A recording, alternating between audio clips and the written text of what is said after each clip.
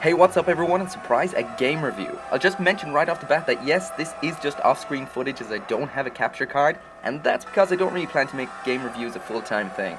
Maybe I'll do some more in the future if the feeling takes me, but for now, this is it. So this is Shingeki no Kyojin, Jinrui, Saigo no Tsubasa. That's humanity's last wings, or the last wings of humanity, depending on how you feel, so let's have a look. So it starts off pretty strong with the anime's first opening, which is definitely a plus. And after that, you're straight into mode select, where you can see there's story mode and world mode, as well as extras down there at the bottom. World mode is grayed out at first, so let's start with story mode. At the beginning, only Eren is available, but others become playable later on. After a spoken intro, a pre-mission screen, and a bunch of text and pictures, you're treated with a scene from the anime before you're thrown straight into a tutorial mission up against the Colossal Titan. In this tutorial mission, all you can do is dodge the Titan's blows while running back and forth. Not the most exciting start, but the Titan does look great. The next series of missions also serve as tutorials, where you get used to the basic controls such as movement, attacks, and picking up items. And it's not long before you take to the skies on the three-dimensional maneuver gear, which is undeniably the best aspect of the entire game. It's smooth, simple, and controls really well. And here you make your way to a series of waypoints.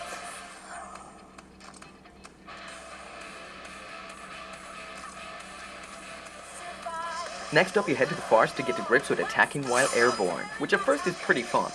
After hitting Y to connect to an enemy, it starts up a QTE where you have to press X once the moving circle is inside the red one for a critical hit, and only critical hits deal damage.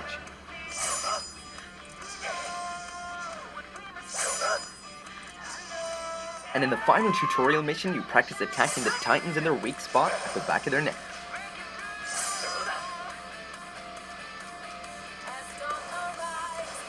Pretty quickly you're into the first mission up against the Titans themselves, which is much easier than you would expect. It's actually too simple to a fault.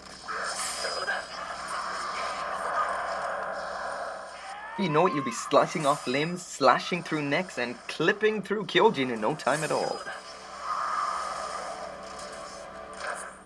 Literally, I mean no time at all. Missions in this game last from a paltry few seconds to a mere few minutes at best. You seem to spend more time in menus than actually playing. There are 3 characters to choose from originally: Eren, Mikasa, and Armin, as well as DLC players like Levi and Sasha. Among the 3 original characters, there's next to no noticeable difference. Yes, that means Armin is as skilled at Kyojin felling as Mikasa.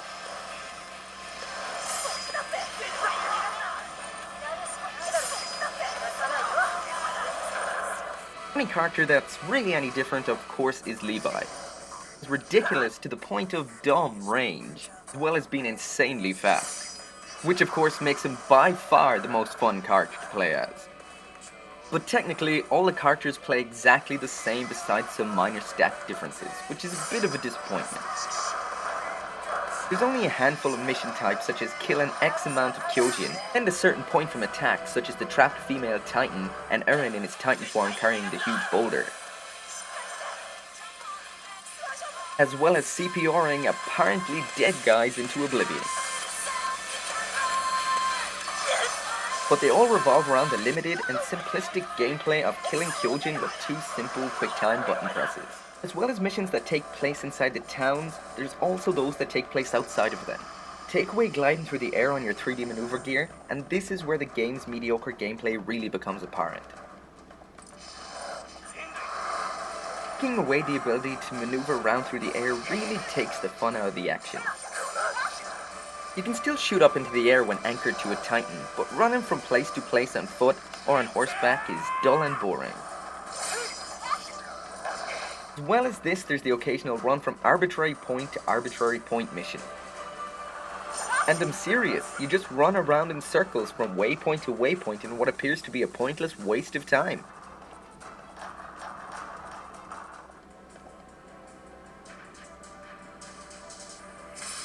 There are also missions set in the forest of giant trees. So you have Titan slaying missions, and running in pointless circle missions. And as for the missions where you play as Eren in his Titan form, which should be some of the most epic moments in the entire game, are actually some of the worst. You can run, attack, backstep, and block, but there's no need for block or backstep as you can decimate everything with the only 3-punch combo you have at your disposal. Every hit causes knockback, and the third hit always causes knockdown, even on the female Titan.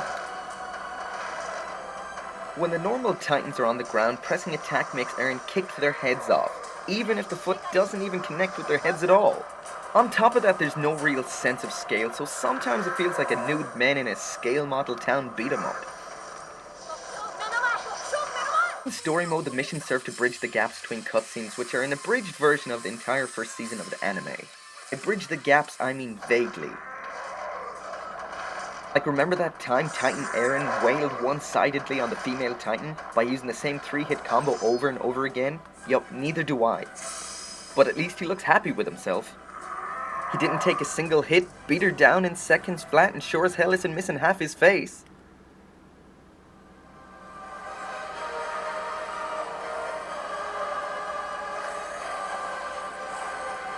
And see what I mean. The continuity from gameplay to cutscenes is absolute ass. So completing missions unlocks the world mode as well as characters and character parts for using in it. Starts off with anime's second opening, so of course I was thinking, well, this is where it's gonna pick up. This will be the good part. Well, guess what? I was wrong. For example, the male and female characters have the same damn body. So first off, you create a character. You can choose a gender, the size of the character from small, medium, and large. Change the face, change the hair, and you can change the voice as well.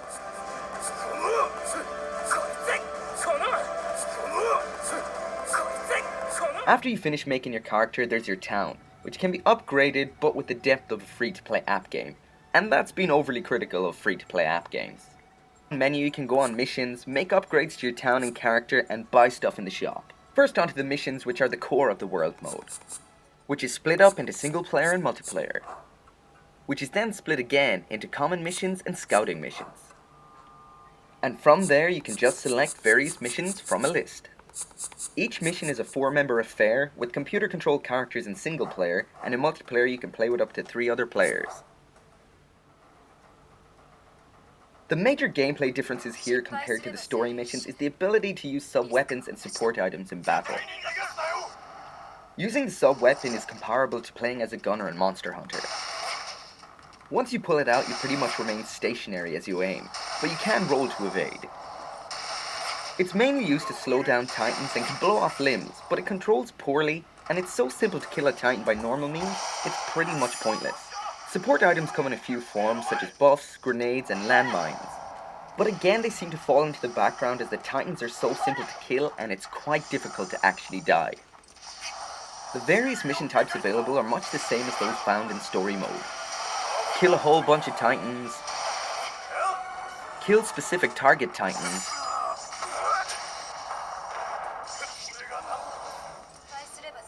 defend areas which are surrounded by orange columns from titan attack, and pick up glowing blue items which are scattered around the map.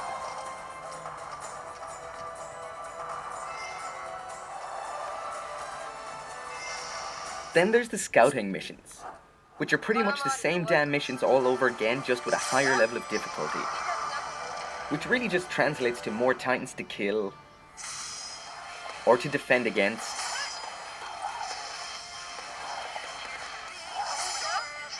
or more dead guys to give CPR to till they disappear.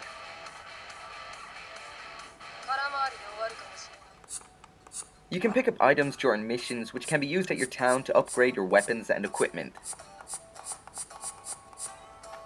And money earned from completing missions can be used to upgrade the various buildings to unlock more equipment and higher level team members.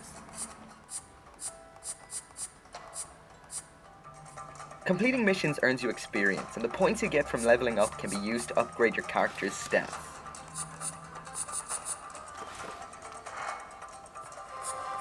The more you complete missions, the more costumes you unlock, most of which are variations of the military uniform, and the rest of which, at least as far as I've played, are stereotypical Japanese costumes, like underwear, high school uniforms, and robot-like cyber suits, which can be considered a good point or a bad point, depending on your perspective. The costumes and non-canon weapons are definitely novel, but aren't enough to mask the absolute lack of any real game content, and aren't worth the repetitive grind to get them.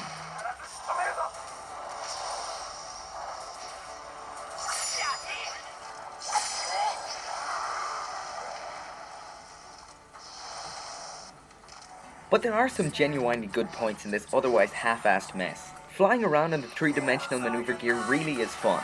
Sure, the repetitive areas look like ass, and the wires are obviously connecting to nothing. Can't deny it does feel great and controls surprisingly well despite the lack of good camera controls. And the transition from flying through the air to the Titan felling QTEs is very smooth, and looks really slick on screen. And you can do that awesome jump, you know, that jump, by just double tapping R. But these aspects are buried beneath all the negative points, and only make you wonder what a good Attack on Titan game would be like. This game is short on content, short on gameplay, it's pretty much short on everything, and it's definitely not worth the full release price. I would recommend giving it a miss, and if you really have to have it, I would say hold out a while, as these anime cash-in games tend to get sequels pumped out like nobody's business, each time with only minor content additions, like the Bleach Heat the Soul series, or Spike's own Dragon Ball Z Budokai and Tenkaichi series. Sadly, this is just a rush job, money grab of a game that only serves to strike while the iron is hot and get a game out while Attack on Titan's popularity is at its peak. And as a fan, I can say that this just doesn't live up to what is undeniably this year's most successful anime and manga.